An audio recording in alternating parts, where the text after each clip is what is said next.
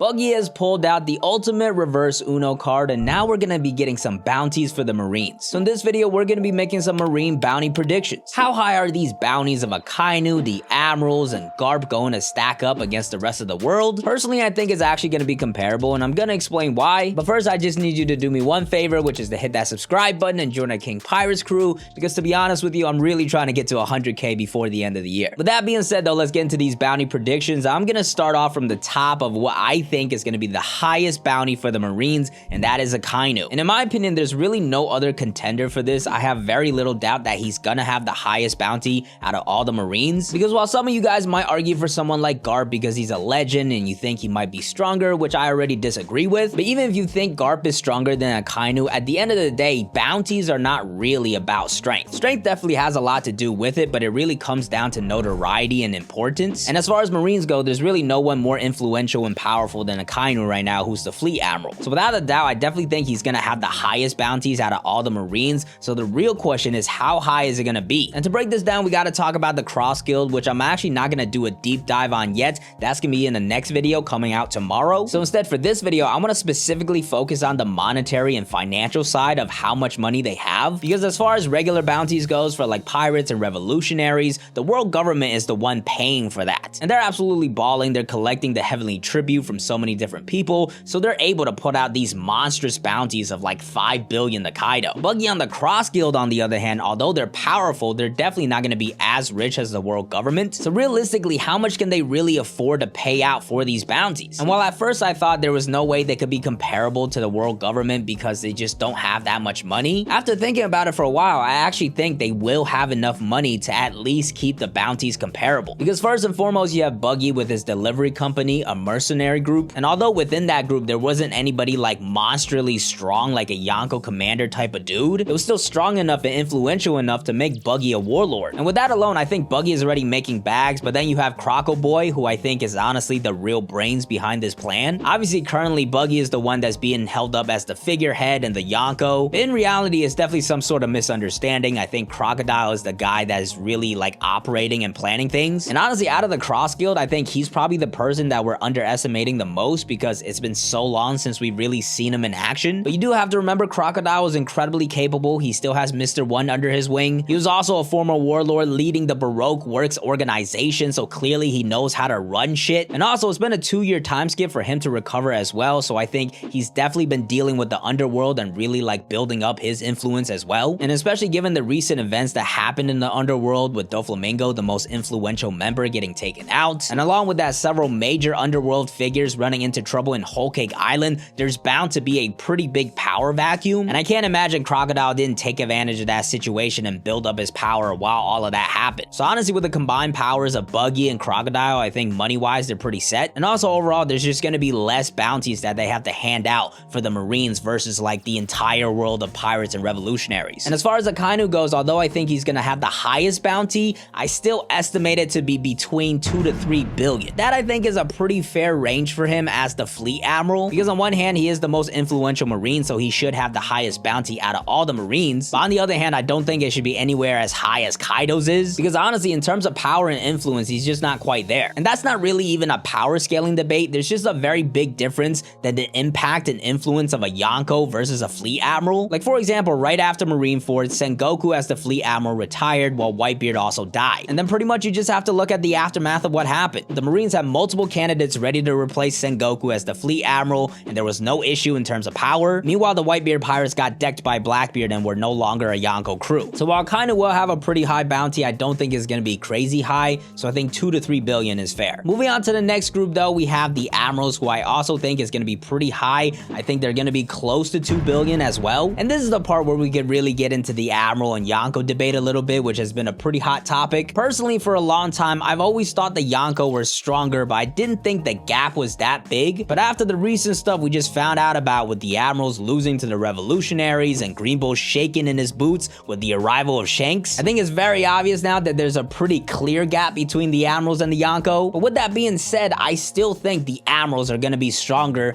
than most of your Yonko commanders. In a way, I think they're probably the perfect middle ground from Yonko commanders to a Yonko. Because at the end of the day, while Green Bull was very scared of Shanks, he still had his way with Queen and King. And even during Marineford, the Whitebeard commanders were handled killed pretty easily by the Admirals. Now, of course, there are going to be special circumstances like Ben Beckman with all the stuff we're hearing from Film Red. That could be a different type of story. But overall, I would argue the Admirals are a step above most Yonko commanders. So in terms of bounties, I'm going to put them a step above at around 2 billion. As far as specifically how high it's going to be for each of them, I can see Oda just giving them all the same thing because they're all Admirals. Or maybe he ends up giving them different bounties individually, which in that case, I think Green Bull and Fujitora are probably closer to like 1.6, 1.7, while Kizaru, given that he's been around for the longest, might be a step above at around 2 billion. Out of all the bounty predictions, I feel like these might be the ones that I'm shooting way too high, but we'll just have to wait and see. But moving on to the next group of Marines, we have to talk about the old heads who are mostly retired, but they should still not be forgotten because they're probably still pretty damn strong. But even more importantly, when it comes to these bounties, we really have to take in their history, influence, and status, because at the end of the day, Garp and Sengoku are pretty much retired. Garp is still kinda active, but he's really not doing much anymore. Sengoku, on the other hand, is pretty much straight up retired. He's just completely let himself go. So in terms of how much influence they really currently hold, I think it's strongly diminished, which is why I don't think, despite how strong they still might be, their bounties are not gonna be as high as some of the current Admirals. Now, of course, they're not gonna be low either. Like, as far as Garp goes, I think he's probably still gonna be close to 1 billion, if not more. At the very least, he's still currently active as a Vice Admiral. There's also the history with him being the hero of the Marines. So honestly, just with the notoriety alone, that should give him a pretty high bounty. Like, imagine killing the hero of the Marines. That headline in itself would probably shake up the Marines. So Garp, in terms of just his history, I think is very influential, which is why part of me thinks that Garp has a chance to have an insanely high bounty, maybe even close to the highest, just because of his title as the hero of the Marines. But if I had to go with a realistic option based off of how active he currently is, I think 1 billion is fair. Sengoku, on the other hand, I really don't feel like they have to worry as much. Like, my guy is just chilling and eating crackers at this point. They might still put a relatively high bounty on him, like 800k to 1 billion, just because he was the former fleet admiral and he is probably still pretty damn strong. But given the fact that he's just kind of chilling these days, I think his bounty is going to be lower than Garp's. And that pretty much does it for the legends. There is still Tsuru, but I don't really think she's much of a threat, at least from what we've seen in the story. But the last thing I want to discuss in this section is whether or not Buggy is going to put bounties on the Gorosei. Obviously, the Crossskill is not going to know about Emu, so Emu's not going to have a bounty. But with the Gorosei being the ones that really control everything, it would not surprise me to see them, along with like CP0 members,